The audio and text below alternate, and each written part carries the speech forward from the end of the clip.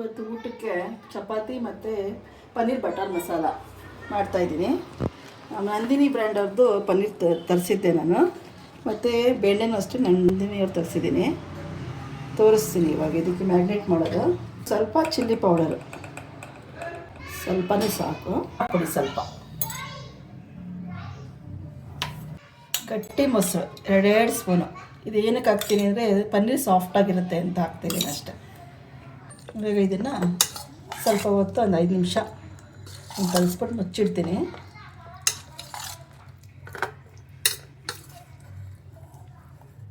ನಿಮಿಷ ಈಗ ಮುಚ್ಚಿಡ್ತೀನಿ.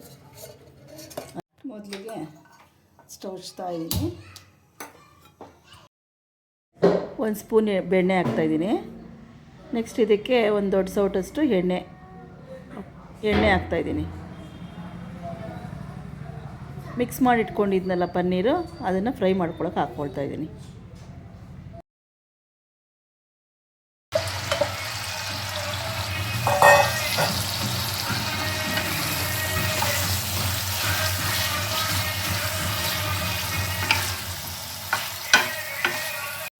ಈ ಥರ ಫ್ರೈ ಮಾಡಿಕೊಂಡ್ರೆ ಸಾಫ್ಟಾಗಿರುತ್ತೆ.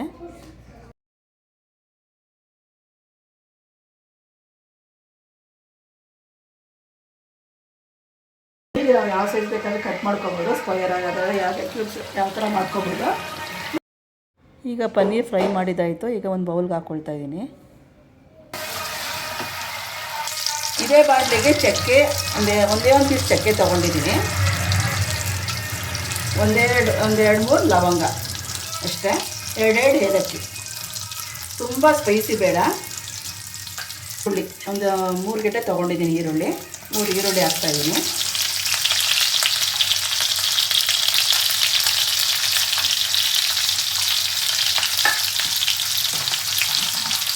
ಈ ಈರುಳ್ಳಿ ಚೆನ್ನಾಗಿ ಫ್ರೈ ಆಗಬೇಕು.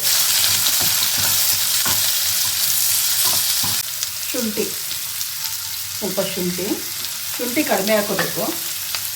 ಗೆಡ್ಡೆ ಬೆಳ್ಳುಳ್ಳಿ ತೊಗೊಂಡಿದ್ದೀನಿ. 4 ಹಸಿಮೆಣಸಿನ್ಕಾಯಿ, ಒಂದು 8 ಪೀಸು ಗೋಡಂಬಿ, ಥಿಕ್ನೆಸ್ ಬರೋಕ್ಕೆ ಗ್ರೇವಿ. ನೆಕ್ಸ್ಟು 3 ಟೊಮೆಟೊ ತೊಗೊಂಡಿದ್ದೀನಿ, ಅದನ್ನು ಹಾಕ್ತಾಯಿದ್ದೀನಿ.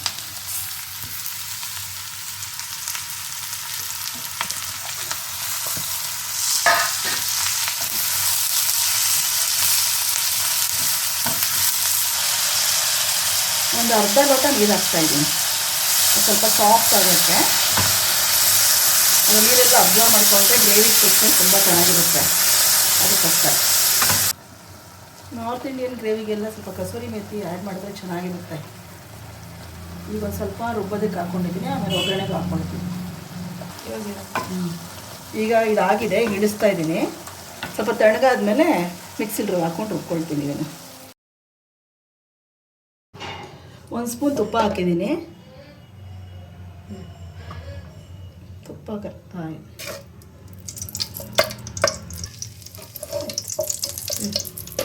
ಸ್ವಲ್ಪ ಕಸ್ತೂರಿ ಮೆಥಿ. ಈಗ ಒಂದು ಈರುಳ್ಳಿ ಹಾಕ್ತಾಯಿದ್ದೀನಿ.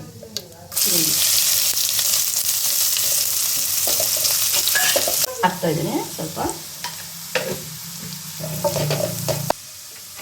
ಜೀರಿಗೆ ಪೌಡರ್ ಹಾಕ್ತಾಯಿದ್ದೀನಿ, 1 ಸ್ಪೂನು. ಅಷ್ಟು ಖಾರಕ್ಕೆ ಎಷ್ಟು ಬೇಕಷ್ಟು ಖಾರದ ಪುಡಿ. ಇದಕ್ಕೆ ಯಾವುದೇ ಕಲರ್ ನಾನು ಬಳಸ್ತಾ ಇಲ್ಲ. ಒಂದೇ ಪೌಡರ್ ಹಾಕ್ತಾಯಿದ್ದೀನಿ. ಮತ್ತು ನಾನು ರೆಡಿಮೇಡ್ ಪೌಡರ್ ಯಾವುದು ತರಿಸಲ್ಲ, ಮನೇಲೇ ಮಾಡೋದು. ಇದು ಧನಿಯಾ ಪುಡಿ, 1 ಸ್ಪೂನ್ ಧನಿಯಾ ಪೌಡರು, ಸ್ವಲ್ಪ ಗರಂ ಮಸಾಲ. ತುಂಬ ಬೇಡ, ತುಂಬ ಸ್ಪೈಸಿ ಆದರೆ ಚೆನ್ನಾಗಿರೋದಿಲ್ಲ ಅಷ್ಟೇ. ಇದನ್ನು ಸ್ವಲ್ಪ ಎಣ್ಣೆಲೇ ಫ್ರೈ ಮಾಡೋಣ.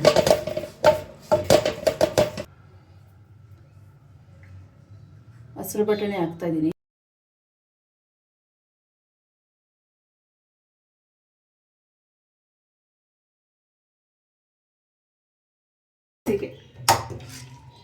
ಈಗ ಆರಿದೆ, ಇದು ಮಿಕ್ಸಿಗೆ ಹಾಕ್ತಾಯಿದ್ದೀನಿ.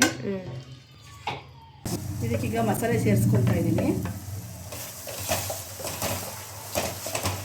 ಇದು ಗ್ರೇವಿ ಗಟ್ಟಿಗೆ ಇರಬೇಕು, ತುಂಬ ತೆಳು ಮಾಡ್ಕೋಬಾರ್ದು. ಅದಕ್ಕೆ ನೋಡ್ಕೊಂಡು ನೀರು ಹಾಕ್ಕೊಂಡ್ರೆ ಸಾಕು. ಗ್ರೇವಿ ಸ್ವಲ್ಪ ಕುದಿಬೇಕು.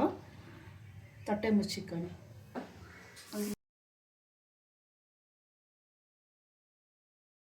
ಗ್ರೇವಿ ಆಗಿದೆ. ಈಗ ಪನ್ನೀರ್ ರೆಡಿ ಆಗ್ತಾಯಿದ್ದೀನಿ. ಫ್ರೈ ಮಾಡ್ಕೊಂಡಿರೋ ಪನ್ನೀರ್.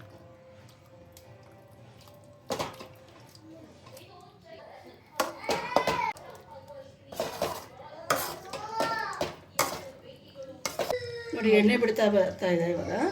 ಆಗಿದೆ ಗ್ರೇವಿ. ಈಗ ಆಫ್ ಮಾಡ್ತಾಯಿದ್ದೀನಿ. ಲಾಸ್ಟಲ್ಲಿ ಇದಕ್ಕೆ ಸ್ವಲ್ಪ ಕೊತ್ತಂಬರಿ ಸೊಪ್ಪು ಗಾರ್ನಿಷ್ಗೆ.